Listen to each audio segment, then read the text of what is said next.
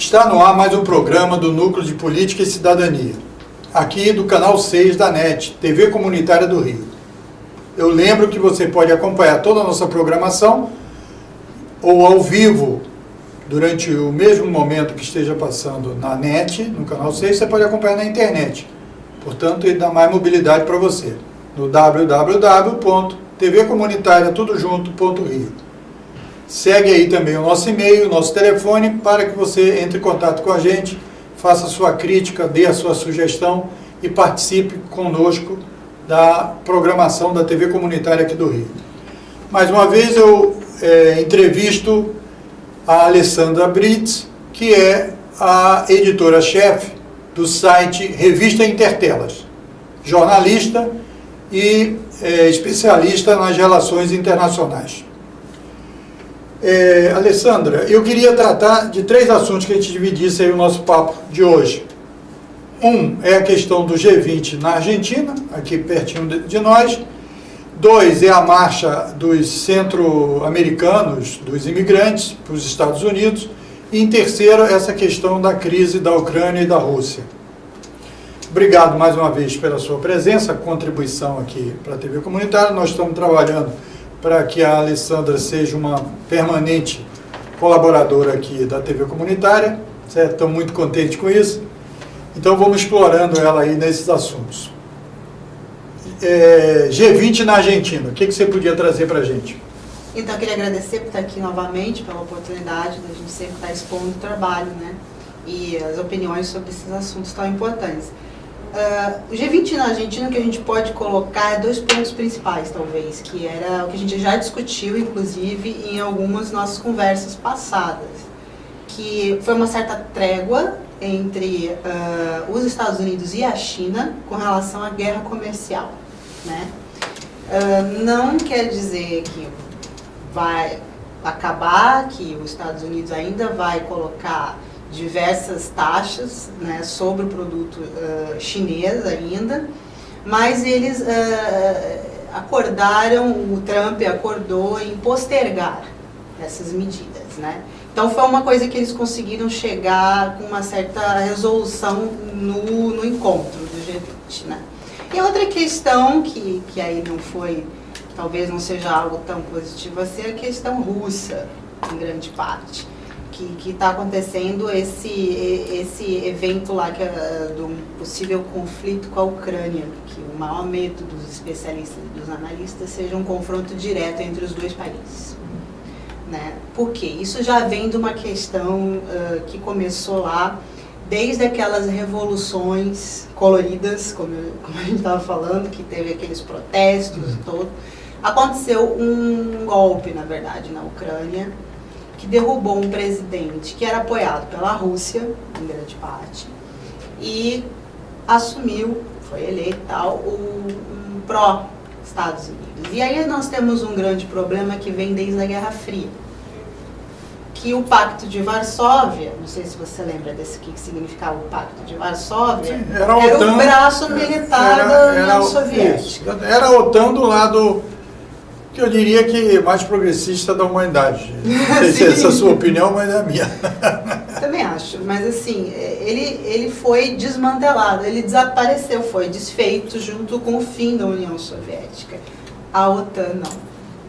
Ou seja, não existe qualquer razão, na real, para a OTAN continuar existindo, né, em si. Se a União Soviética foi desfeita, o Pacto de Varsóvia também, os Estados Unidos, comprovando que quer ter um equilíbrio pacífico de forças, também deveria ter desmantelado a OTAN. Ficou, e o que acontece é um avanço da organização.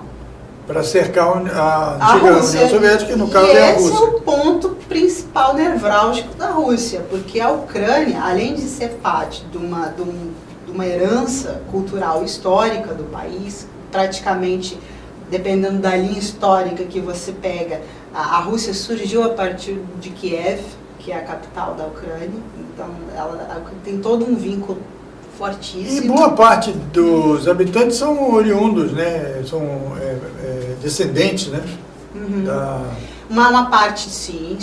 São eslavos todos, né? São eslavos todos, né? Mas assim, a parte a parte oriental da Rússia, em especial, se considera, da Rússia não, da Ucrânia, se considera russa, em grande parte, né? O pessoal mais assim, com seus acima dos seus 60 anos, assim, mas não, eu sou russo. No período da União Soviética, sou não ucraniano. Já tem essa outra linha aqui, a linha mais de Kiev, que quer apagar qualquer relação política histórica que tiveram.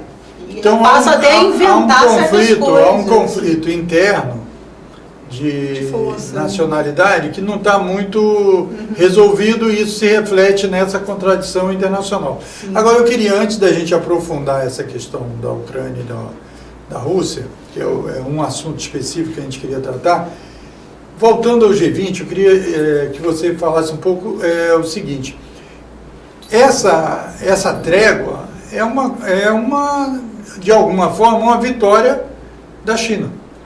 Sem sombra de dúvida. E da humanidade, porque distensiona e mantém uma política de...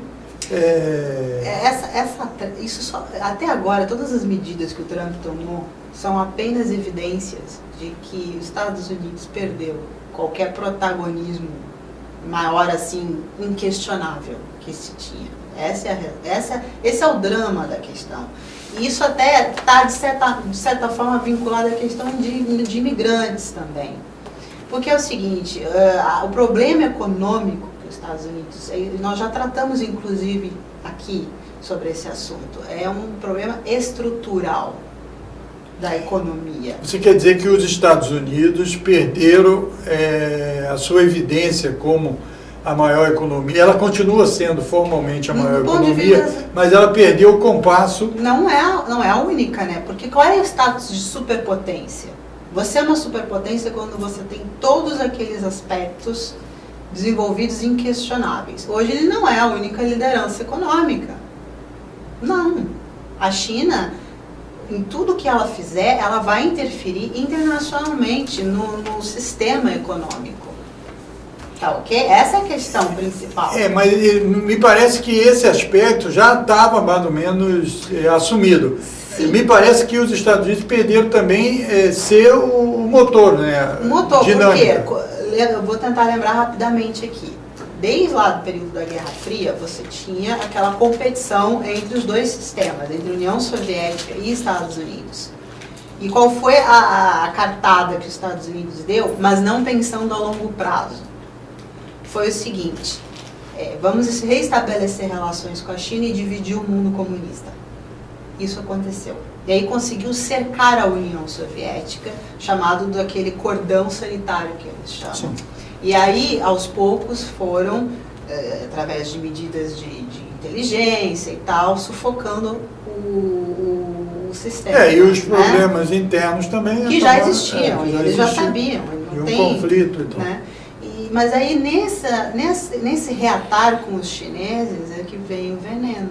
Exatamente. Que é o seguinte: você tem um país que tem 1 bilhão de consumidores, tá bom?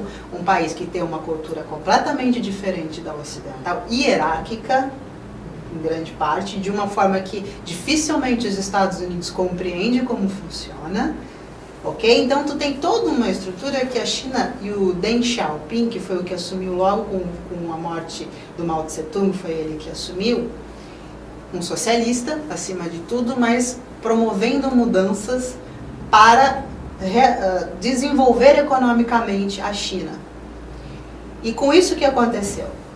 Houve uma atração das indústrias americanas para o mercado chinês, deixando no seu mercado original, nos Estados Unidos, uma depressão econômica profunda.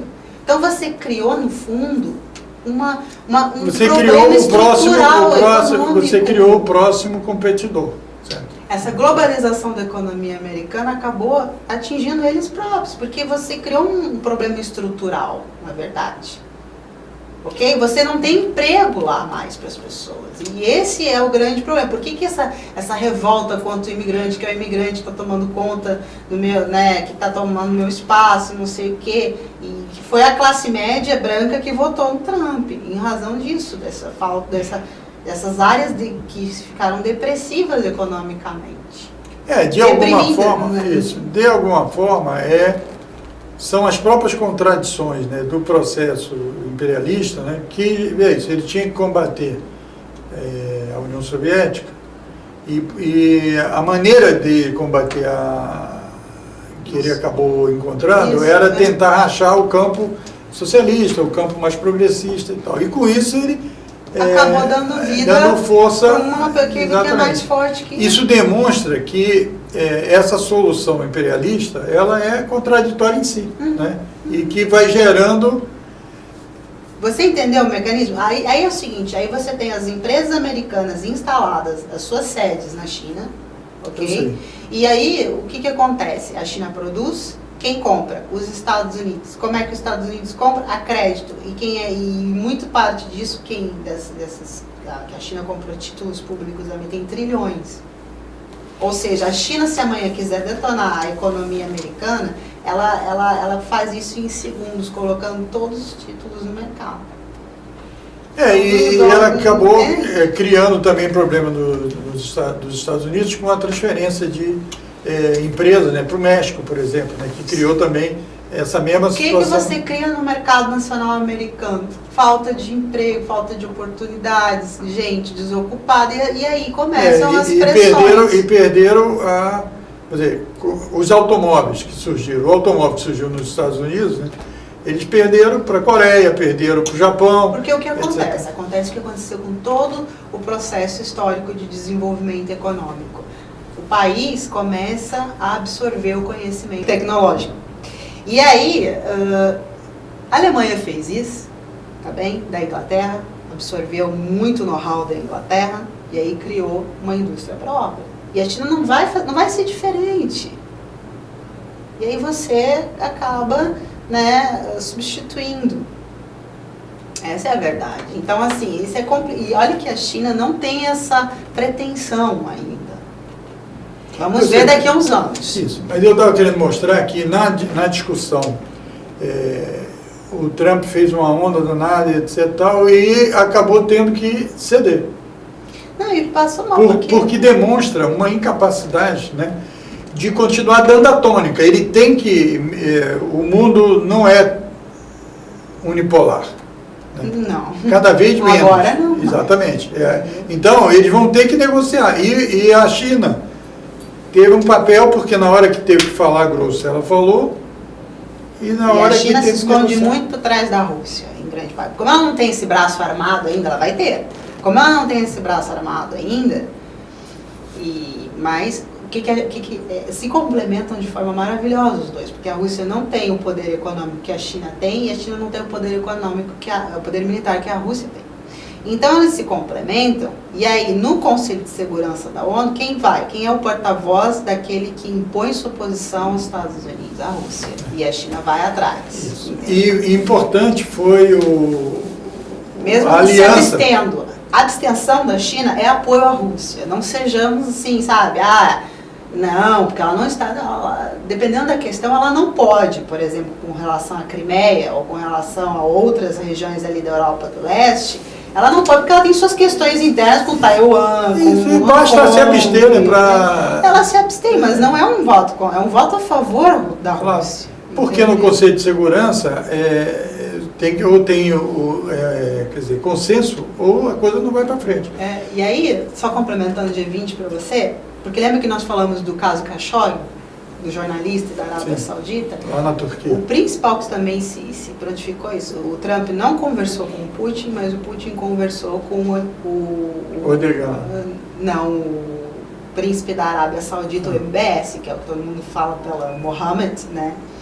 E eles chegaram a um acordo com relação à OPEC, que vão continuar o preço alto do petróleo, produção reduzida. O que é a produção reduzida do petróleo? A gente já sabe. Aumentar o preço. Para os dois que vivem da exportação de petróleo, isso é ótimo. Compreende? E aí, quem era? A política no Oriente Médio também do Trump depende em grande parte da Arábia Saudita. Então você está vendo essa convergência de interesses que China e Rússia acabam impulsionando e os Estados Unidos acabam cedendo por políticas que mais os prejudicam do que ajudam. Isso. Agora eu queria que você falasse só antes da gente passar para o terceiro tema, porque a gente já tratou dessa questão da Rússia e da Ucrânia e do G20. Como é que foi? O Brasil passou... Isso é a parte mais triste da história, é a Argentina. A Argentina não saiu tão ruim, mas assim, a Argentina e o Brasil perderam protagonismo, assim, principalmente o Brasil. Né? Em grande parte. Porque sendo na Argentina, há um protagonismo assim, até natural, devido a ser na Argentina. E eles tentaram emplacar pautas aí sobre gênero, né, sustentabilidade e tal.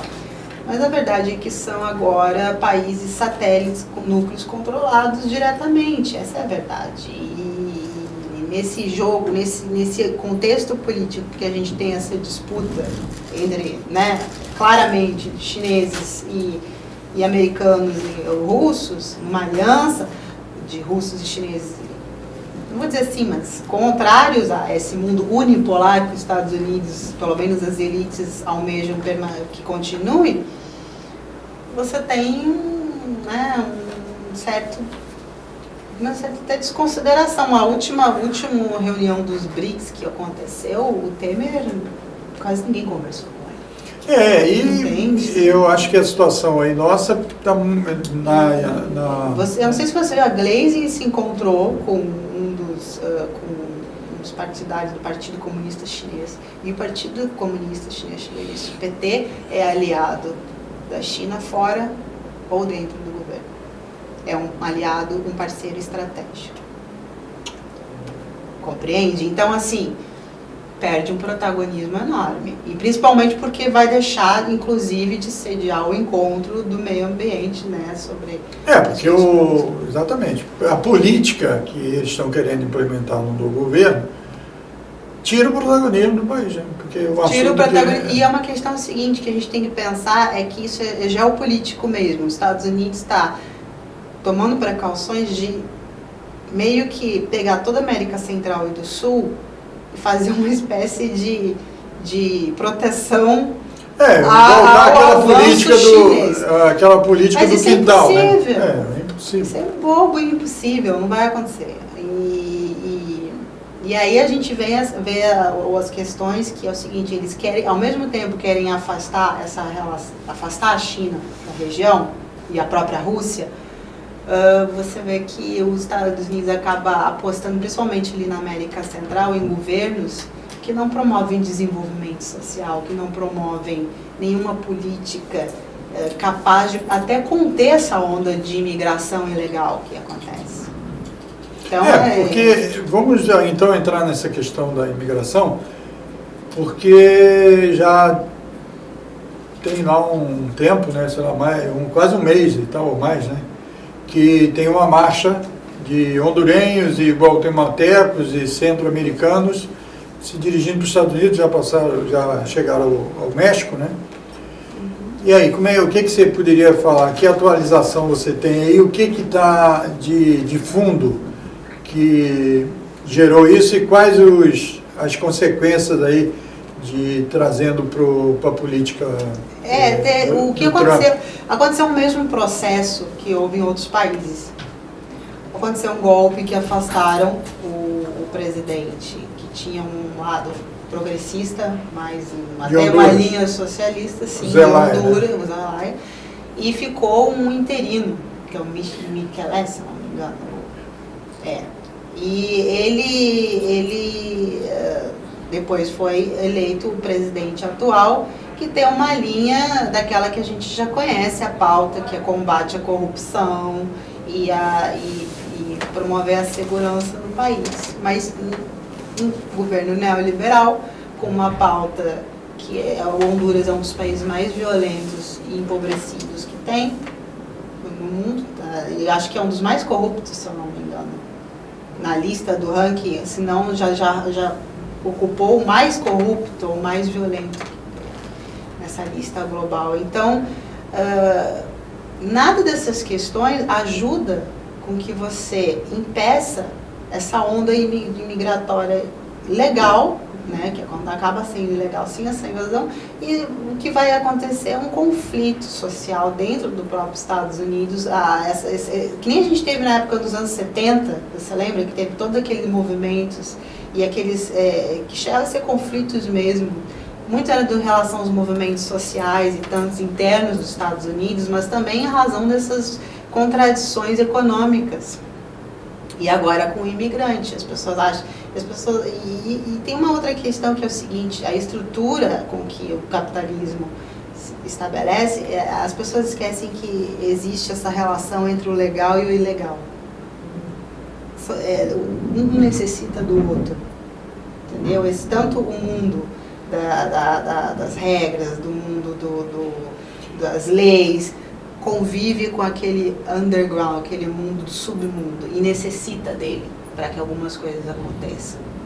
Não, eu acho que... A estrutura que essa economia se desenvolveu, por exemplo, da mão de obra barata, às vezes praticamente escrava, do imigrante. Né? Então, tem esse aspecto, mas eu acho que tem uma questão, porque, veja, todo o debate que aconteceu, os debates que aconteceram anos atrás, que era quase assim, no que é considerado o início da globalização, que tinha que abrir os mercados financeiros, sim, que tinha que abrir a produção.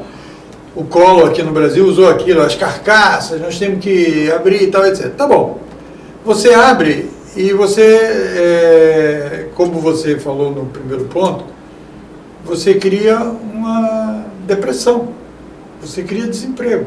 sim. Certo. Aí é o seguinte, o que vai fazer? Não vai aceitar os caras lá? Não, mas Você aceita que os capitais entrem, invadam, controlem as empresas, ou retirem as empresas, dominem o mercado, apliquem tecnologia e reduzam os empregos. E as pessoas vão trabalhar onde? Mas é exatamente isso que eu digo, que vem as tensões sociais, elas só vão aumentar, isso vai explodir. Uma hora vai explodir. Compreende? Aí você vai ter uma coisa parecida com o que aconteceu nos anos 60, que era aqueles conflitos sociais que existiram. E é o seguinte, pode até piorar, porque você já tem uma certa... por exemplo, tem uma brincadeira na área das relações internacionais que dizem o México já reconquistou todo o território que ele foi tomado dos Estados Unidos. Tem partes dos Estados Unidos só se fala espanhol. E se essas pessoas começam a ter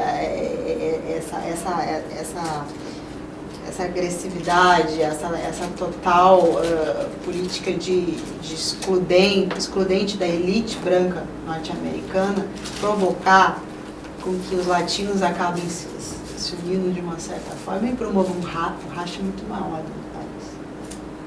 Essa análise, inclusive, houve também, existem segmentos de Israel, né, que analisam isso lá naquela faixa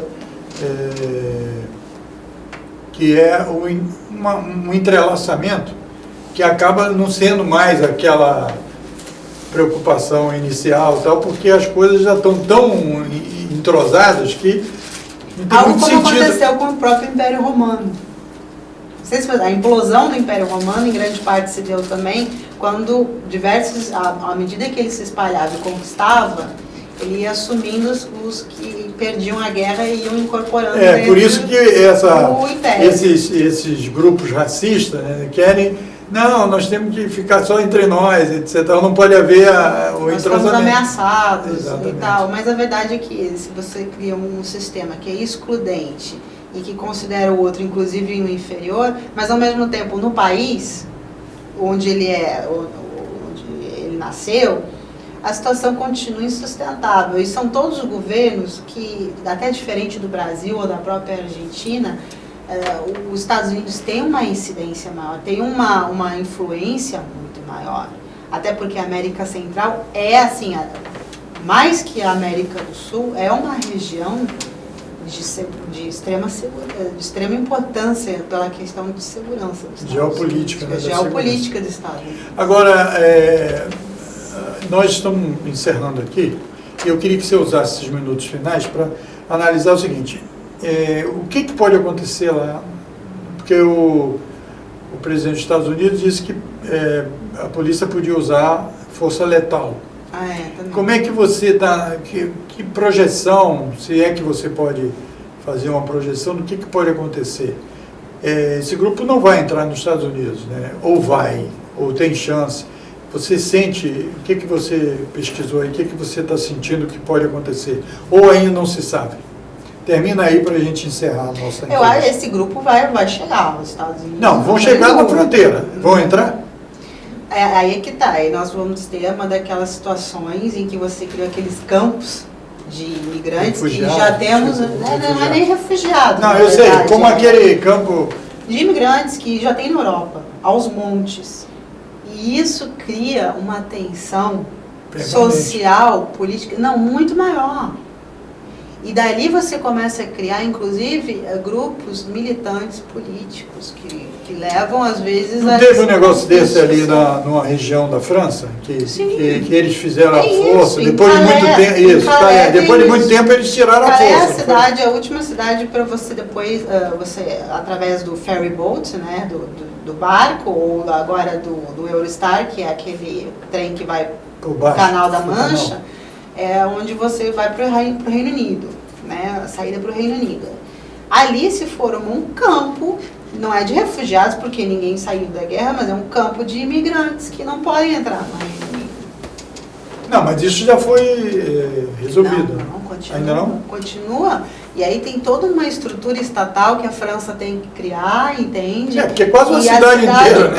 Não, e aí a cidade toda e as pessoas que moram, franceses que moram em Calais começam, né, a protestar com relação a isso. Então você cria todo um contexto problemático. E você prevê que isso pode acontecer? Eu acho que vai acontecer a mesma coisa, se não pior, porque se realmente começarem a matar, ele vai dar muito aval para a oposição dele. Ele já está enfrentando uma oposição enorme, né? Já está enfrentando. Você está falando do Trump? Sim. Tanto é que os democratas retomaram a maioria na Câmara, né? Exato. Ok, Alessandra Brits, eu tive o prazer e a satisfação de conversar mais uma vez aqui com a editora-chefe da revista Intertelas, que é um site da internet, tratando aí dos assuntos mais candentes aí da política internacional, como o G20 na Argentina, a crise dos imigrantes da marcha centro-americana em direção à fronteira dos Estados Unidos e a crise Rússia-Ucrânia. Obrigado mais uma vez. Certo, a Alessandra está se transformando aí numa colaboradora permanente aqui da TV Comunitária, que a gente aplaude. E eu queria agradecer a você que teve a paciência e nos deu audiência desse programa, mais um programa do Núcleo de Política e Cidadania. Lembro a vocês que vocês podem acompanhar ao vivo cada programa da TV pelo www.tvcomunitaria.rio. E pode fazer a sua crítica, dar a sua sugestão, intervir de alguma forma aqui para que a gente faça uma TV melhor, contactando aí pelo e-mail que está aí na sua tela e pelo nosso telefone. Obrigado e até o próximo Núcleo de Política e Cidadania. Aqui, Canal 6, TV Comunitária do Rio.